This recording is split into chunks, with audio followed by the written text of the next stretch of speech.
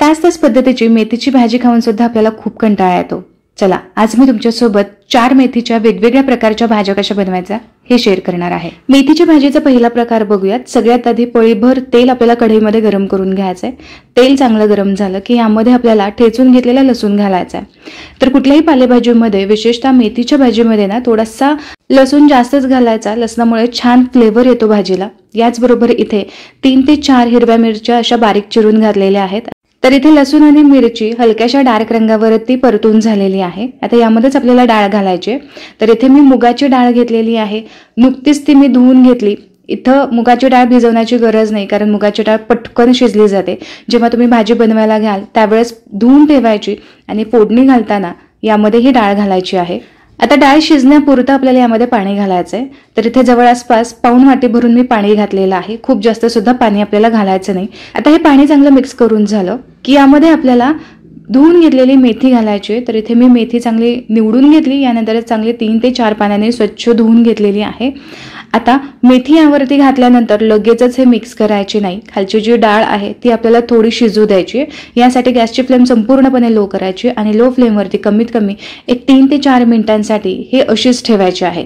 एकदा अधूनमधून तुम्ही थोडीशी मेथी हलवून पाहू शकता। तर एक 2 ते 3 मिनिटांमध्येच मेथीची भाजी थोडीशी खाली बसली जाते आणि 70 ते 80% डाळ सुद्धा शिजली जाते। डाळ जर तुम्ही अगदी गाळ होईपर्यंत शिजवून घेतली तर ती मेथीच्या भाजीमध्ये अजिबात चांगली लागत नाही। त्यासाठी डाळ थोडीशी कच्चीच ठेवायची, चवीलाही खूप छान लागते। आता सगळं साहित्य चांगलं एकजीव मिक्स करून घेऊयात। कुठल्याही भाज्यांमध्ये आधीच मीठ घालायचं नाही, अजिबात अंदाज येत नाही। थोडीशी परतून झाली मेथीची भाजी की यानंतरच यामध्ये मीठ घालायचं आहे, म्हणजे व्यवस्थित अंदाज येतो। चवीपुरतं यामध्ये मीठ घातलेलं मीठ व्यवस्थित मिक्स करून घेऊयात। आता यावरती झाकण ठेवायचं आहे आणि झाकण ठेवून फक्त 1 ते 1.5 मिनिटांसाठी ही मेथीची भाजी आपल्याला शिजवून घ्यायची आहे। तर 1 मिनिटभरानंतरच यावरचं मी झाकण काढलेलं आहे आणि आता तुम्ही इथे बघू शकता भाजीने भरपूर पाणी रिलीज केलेलं आहे। या पाण्यामध्येच व्यवस्थित अशी भाजी आपल्याला परतून घ्यायची, शिजवून घ्यायची।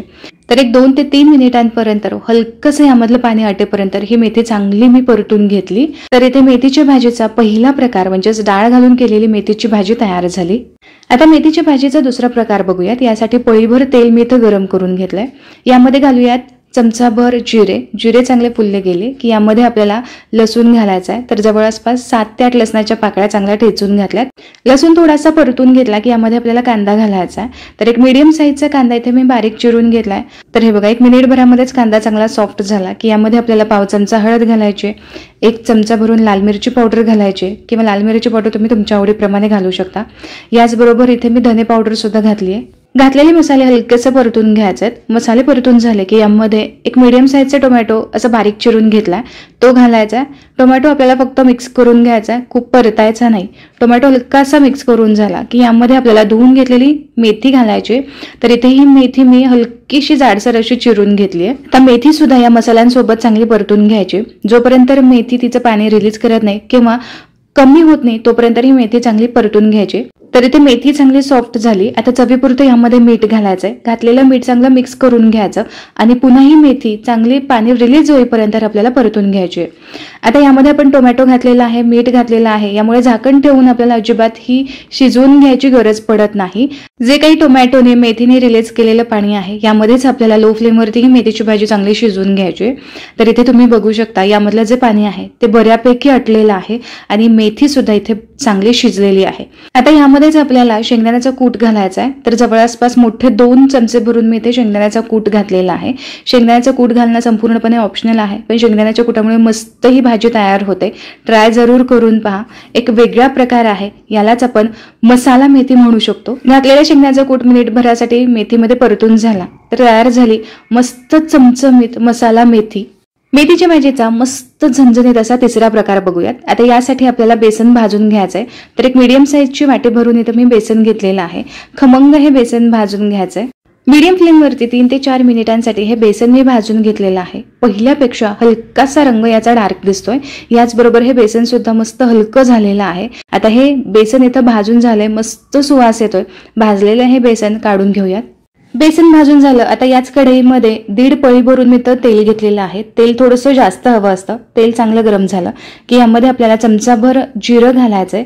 जिरं चांगलं फुललं गेलं की यामध्ये आपल्याला पाव चमचा भरून हिंग घालायचे. हिंग आवर्जून घाला. आपण बेसन मेथी करत आहोत तर पचायला ही थोडीशी हलकी होते. आता यामध्येच आपल्याला ठेचा घालायचा आहे. तर जवळ आसपास 10 ते 12 लसणाच्या पाकळ्या आणि याचबरोबर 4 मी हिरव्या मिरच्या घेतल्यात. हा ठेचा मी खलबत्त्यामध्ये कुटून घेतलेला आहे. हवं असेल तुम्ही मिक्सरमध्ये सुद्धा बारीक करून घेऊ शकता. आता या ठेचेचा कच्चेपणा जाईपर्यंत आपल्याला हे परतून घ्यायचं आहे. तर इथे हा ठेचा खरपूस असा परतला गेला. आता यामध्येच आपल्याला एक मीडियम साईजचा कांदा बारीक चिरून घालायचा आहे. हा सुद्धा आपल्याला चांगला परतून घ्यायचा आहे. तर इथे कांदा चांगला सॉफ्ट झाला की यामध्ये आपल्याला मसाले घालायचे. तर सगळ्यात आधी आपल्याला पाव चमचा हळद, अर्धा चमचा भरून इथे मी घातलेला आहे धने पावडर. हे घातलेले मसाले फक्त आपल्याला थोडेसे परतून घ्यायचे. कांदा चांगला सॉफ्ट झाला की यामध्ये आपल्याला धुवून चिरून घेतलेली मेथी घालायची आहे. तर इथे मेथी आपल्याला जाडसर अशी चिरून घेतली तरी सुद्धा चालेल.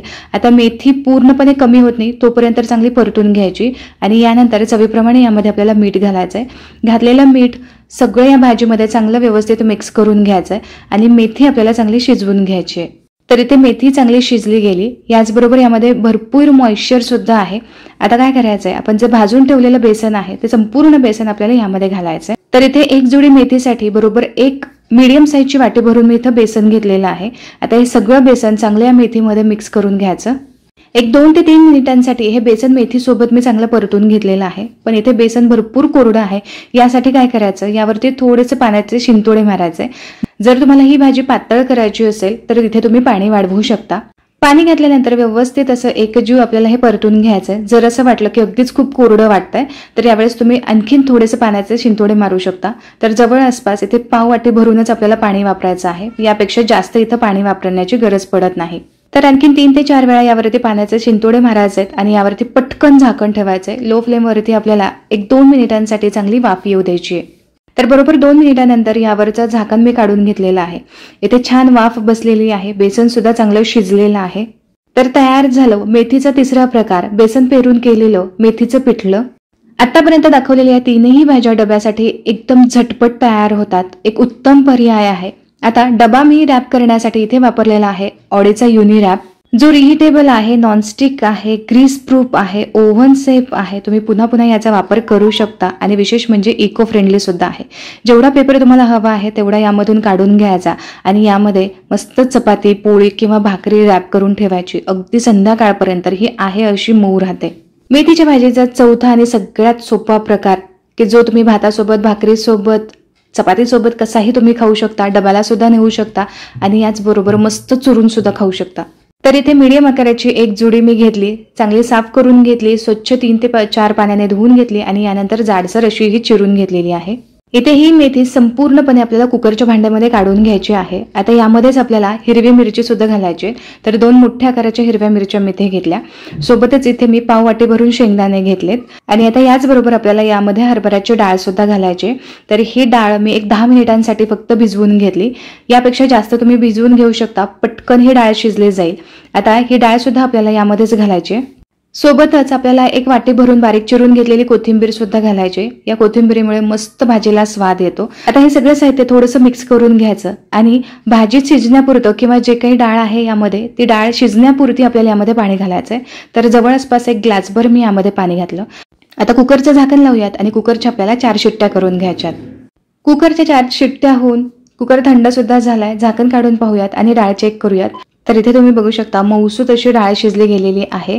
जर तुमच्या कुकरमध्ये 4 शिट्ट्यांमध्ये डाळ शिजत नसेल तर तुम्ही एक्स्ट्रा 2-3 शिट्ट्या करू शकता. आता घातलेली ही डाळ आणि शेंगदाणे चांगले या भाजीमध्ये मॅश करून घ्यायचेत.